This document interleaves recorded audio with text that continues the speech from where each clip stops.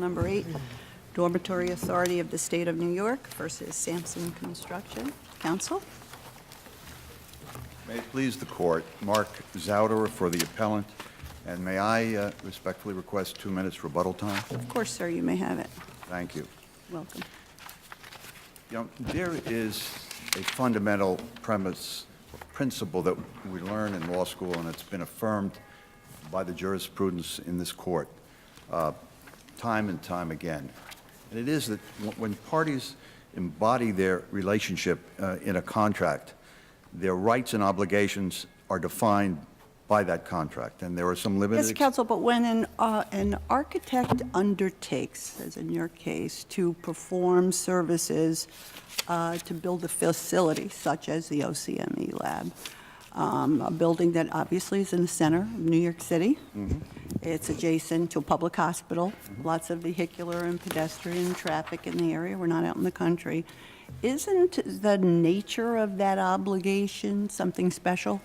That is a factor that under this court's Sommer jurisprudence, the court could consider as to whether there's one of these exceptions to this basic principle that I've outlined. But there are others that are a sine qua non.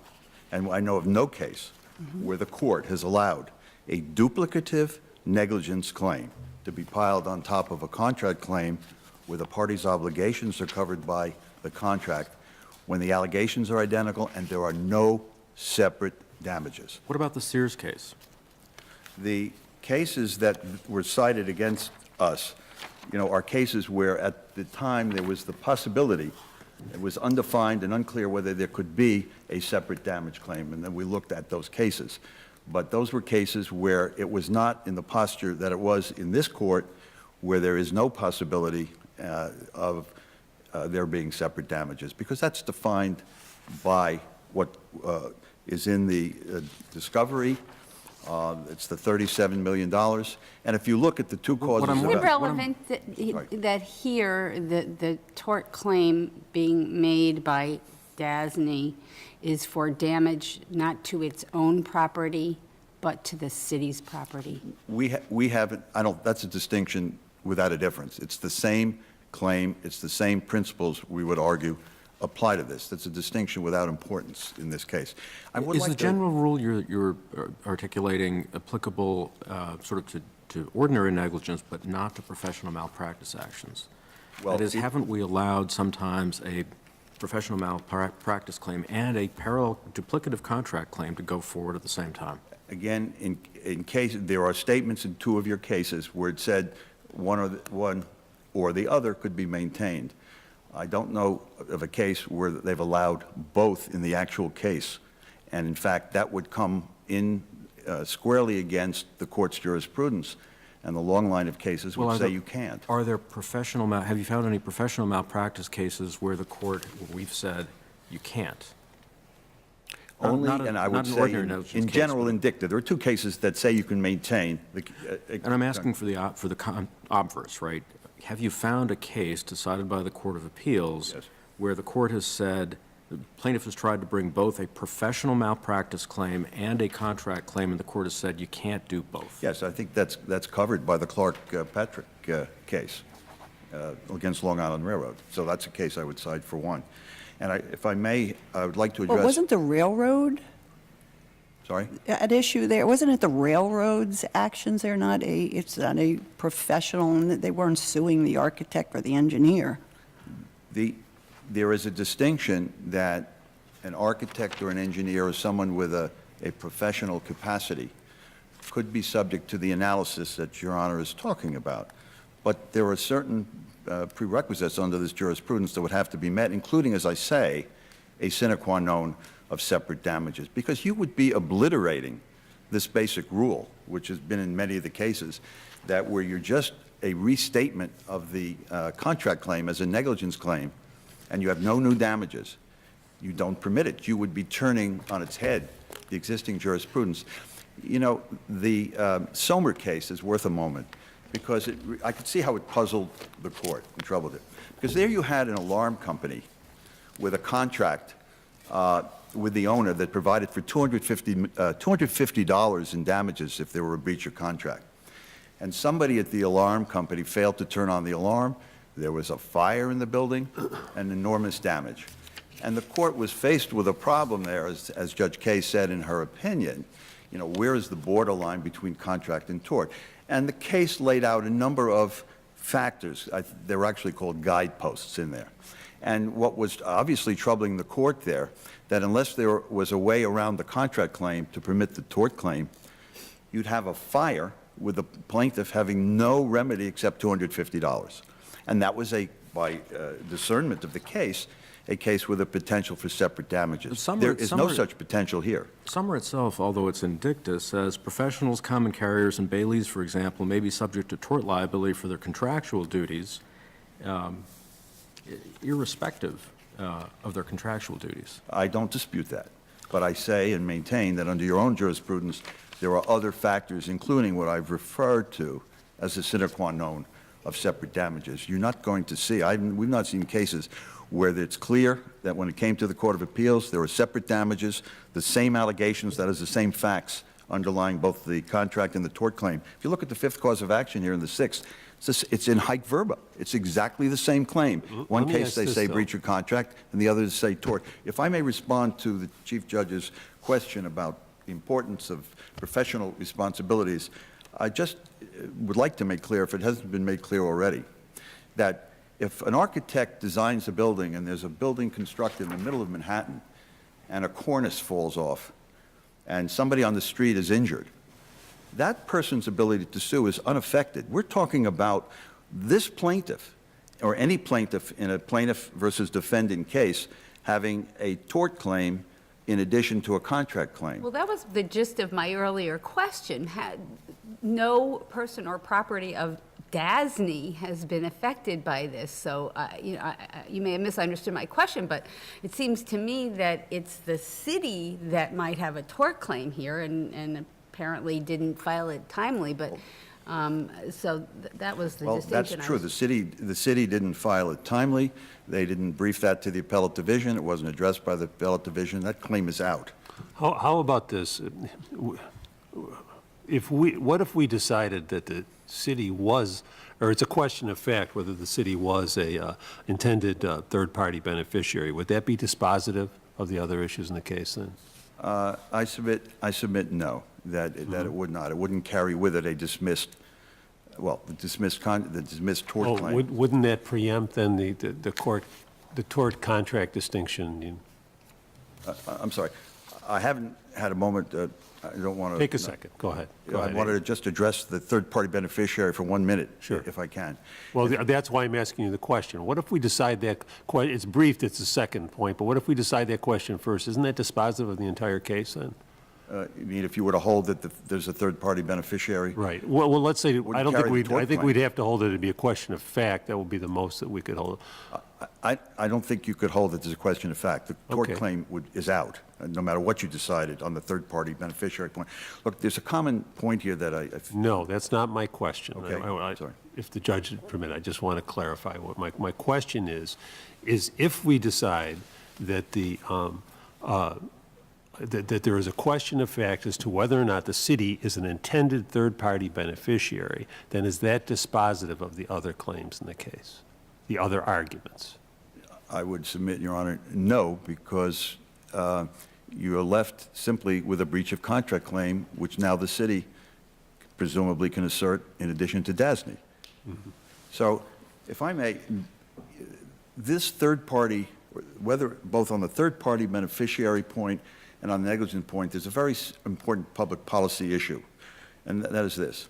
In construction contracts, as well as many other situations, you have multiple parties. If you permitted, when there's a contract claim, each person, the electrician, the plumber, the masonry contractor, is liable only for what they've contractually undertook to do. If you permit a negligence claim in the same case, now we get into joint and several liability. So you can have a ma and pa contractor with minimal assets, minimal insurance. They get found 5% liable in a multi-party case, and the plaintiff can satisfy a judgment against that party or any party, and that party is left to hopefully recover 95% or that other than its 5% liability from other parties who may have no money. There are other mom-and-pop contractors.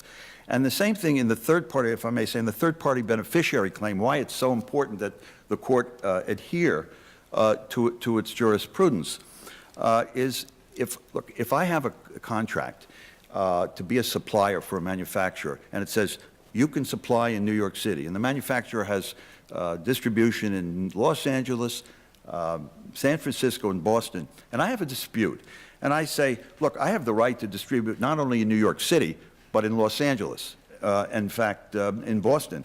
And I come to court, and the court says, where is it in the contract? It says you have a right to distribute in New York City. But I say, well, I can submit affidavits from other people that that's really what was intended in this contract. I would lose that case in court because they'd say, look, it's not a question of ambiguity. The contract gives you the right to New York City and nothing else. So wouldn't it be anomalous and perverse to fashion a rule which permit a non-party, a third party, to that contract under the same contract to claim third-party beneficiary status, which is what the city is doing here, by submitting affidavits for something that's not in the contract. And as we point out in the brief, the very contract between DASNY and the foundation contractor here, Samson, has an express provision saying they are a third-party beneficiary. But when they wrote the contract between DASNY and Perkins Eastman, they omitted it. In fact, the contract couldn't be more specific. But it sounds like your argument is that unless there's an express provision in a contract providing that person X is a third-party beneficiary, person X cannot be a third-party beneficiary. It doesn't have to say the words third-party beneficiary. No, it doesn't, but there's, as I remember, the Espinal rules that apply generally to this principle, and it specifically does not require an express provision. We agree with that. But it requires words from which you can divine, not which the city says, outside the contract we can consider affidavits. There is a distinction in your case law between rights that you characterize as incidental benefits. There's no dispute here that this was to be built for the city. They say, well, there's a provision in the contract that says we have to indemnify the city. But that's collateral to the purpose of the contract. The purpose of the contract is to design and to build the building. What about the other provisions in the contract that identify the city as the client, that require Perkins to comply with all the procedural rules and requirements of the client? What weight do we ascribe to that? Those are the perfect definition of an end user. Everybody knew this was to be built for the city. These are sophisticated parties. Why don't they write in the contract the same words they wrote in the contract with Samson, which talks about enforcement? That is the touchstone of your case. Not that the city or somebody else is not a beneficiary, but that they are being given enforcement rights. And that's a very, very important distinction that comes from your own cases. It's really the sine qua non of a third-party beneficiary. Counsel?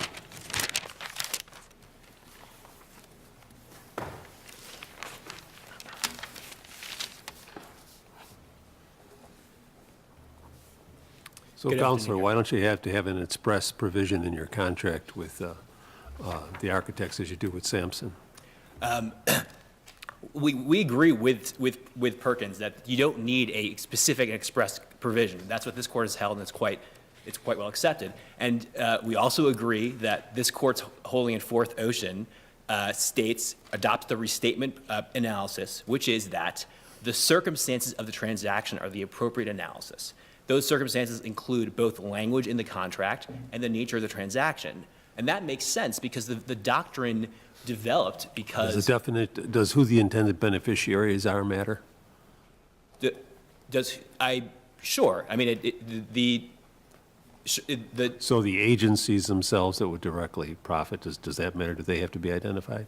They don't. Well, actually, they don't have to be specifically identified, although they are here. But they're giving us an end-user argument. Sure. So the city was far more than an... So with respect to the end-user argument, I think the one way to think about it is the distinction between a subcontractor and an owner.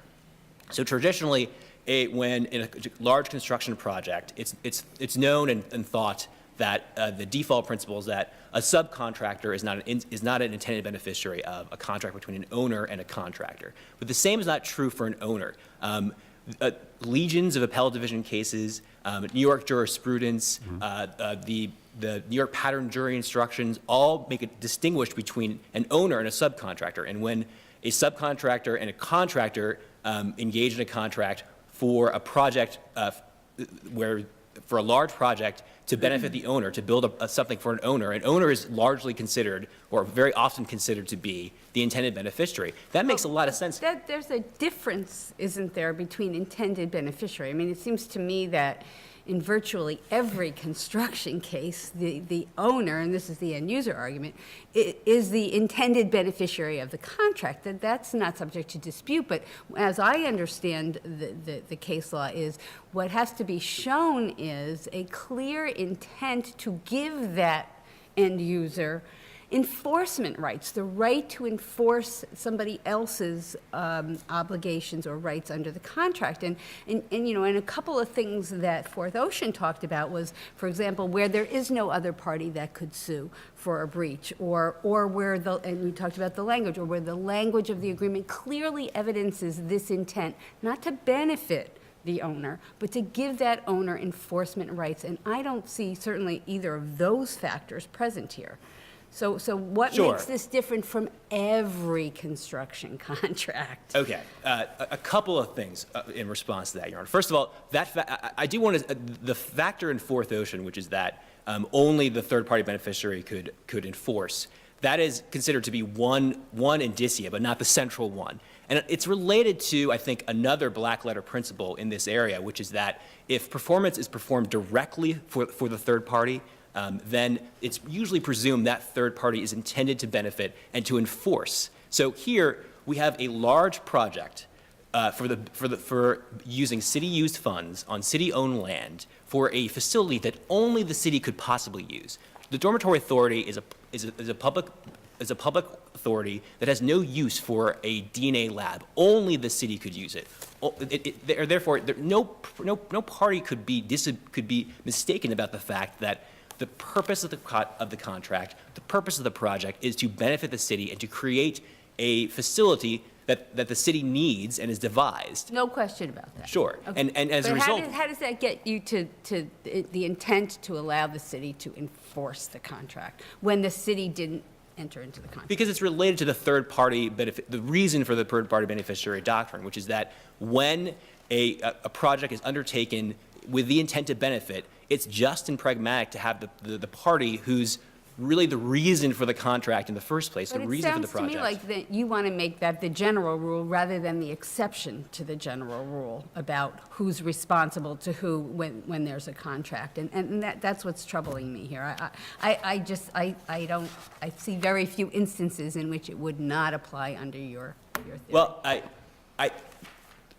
I don't think we wanted to make it the general rule, but I do think that when you have a public authority that's main purpose is to oversee construction projects for public entities like the city of New York, that's going to be a particular situation where the third-party beneficiary analysis is going to take heed of the essential nature of that transaction. But I want to make clear, we dispute that there is no contractual language that indicates an intent for the city to benefit and to enforce the right. There's plenty of it, as Your Honor was pointing out. First of all, the city agencies are identified as the client. Right, there's 4 agencies identified. What language, though, not the agencies themselves, what language are you pointing to? Sure. So on page 148 of the record, it specifies that the purpose of the contract is to build a state-of-the-art forensic crime scene lab to be operated by OCME. So it's known that this is the purpose of the project. It also defines, on page 135 of the record, it defines the client as the entity for whom DASNY is performing services. So DASNY is performing services for a party. That party is it intends to benefit that party by entering into a contract. And under traditional third-party beneficiary rules, the city would... How does any of that refer to authority to enforce the contract, though? I mean, all the things that you've just named clearly identify who's benefiting from this contract. But again... Right. there's a step missing that, and I don't see how that Well, gap is I being think bridged in your analysis. As the restatement, deals with the analysis, articulates the analysis, the intent to benefit is a way of getting to the idea of who should have the right to enforce. Because when the city is clearly the true party in interest here, they're the only ones interested in the lab. And that's why we have a third-party beneficiary doctrine, so that when the central actor, the one who really cares about this project, who's closely related to this project, and here it's undisputed that not only does the contract name the city in various ways as the purpose of this contract and the purpose of the project, but also that the city is the dominant player. It is the only reason for this contract to exist. And as a result, it has the main interest in enforcing the rights under the contract, and the contract was entered into for its benefit. That's the nature of the third-party beneficiary analysis. Let's take the hypothetical where you have the contract to build, something is built. Sure. Is your argument that whoever's the client, the intended beneficiary of that building, is the one who then has any interest in that building? Not necessarily. So other parties, well, obviously, in this case, the architect, but other parties would have an interest in that building? I think our argument is that when a project is undertaken for a central actor who is designed and conceived of the project, who is contracted with another party in order to achieve that, who's where the budgeting, where the funds come from, where it's on property owned by them, where they're intimately involved in the design, where there's interviews and lots of dealings, then that makes them an intended beneficiary. I mean, frankly, I have to say that it's rare to be so much of indicative of intent to benefit a third party. Well, do you have to establish a benefit, or do you have to establish the functional equivalent of privity? I think the two concepts are related, and they both arise out of this situation, which is when a project is undertaken by an architect or a contract. The question really is the party on whose behalf the project is undertaken sufficiently close to the transaction, such that it's both reasonable and expected that they would have a right to enforce because the transaction was undertaken with the intent to benefit them. How important or significant is it that the contracting party is the public authority whose job it is to raise funds and manage, and ultimately who is responsible for payment of the lab? Is it the city? Is it the state? We think it is highly relevant here because basically DASNY simply functions to provide a service to benefit the city, and so it's a rare case. It's not your general construction case. It's a case where we have this public authority whose existence is to provide and intend to enter into contracts to benefit third parties, and that's what we have DASNY here. Especially here where, to answer your Honor's question, essentially all of the funding comes from the city. Over $200 million was reimbursed by the city because they were the real party here. They were the real party in the transaction, and no one doubted that. So the city's paying for the lab? The city is paying for the lab, if not everything, then almost entirely. And that's why, and to strip away some of the doctrine, the fact of the matter is we have a project that was conceived of by the city, arranged for the city, and built for the city's unique needs. No other entity would need this other than the city. It just makes just and practical sense to permit them to assert a right that arises out of that. And if Your Honors would give me one more minute just to respond to two quick points that my counsel made. You have your minute.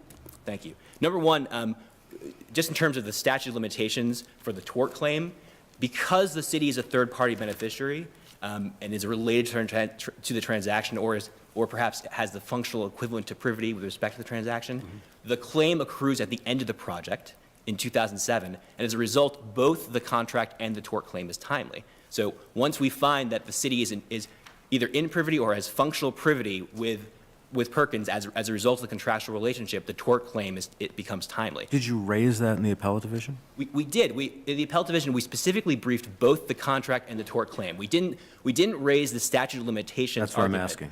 We didn't. I don't believe we argued the statute of limitations, but all the parties understood that the tort claim rose and fell as a result of third-party beneficiary status for the very Mr. reason. Zotterer just did not concede that, so I'm not sure that all the parties understood it. Well, the city argued that both its tort and contract claims should go forward. And the only reason the tort claim could go forward was because of their status as third-party beneficiary. Didn't the appellate division say that DASNY may proceed with its negligence claim? I'm not sure how you're reading into the appellate division order that your claim, that the city's claim was restored. The appellate division, the parties briefed that the city had a tort claim. The appellate division's analysis contemplates that it does. And the appellate division's decretal paragraph states that it was denying summary judgment with respect to the sixth cause of action as to plaintiffs, which includes the city and DASNY, and is the negligence claim vis-a-vis Perkins. And one final point to make, just with respect to independent tort duties with professional malpractice, it is a long and well-established legal jurisprudence that architects, lawyers, doctors have duties that both sound in contract and in tort.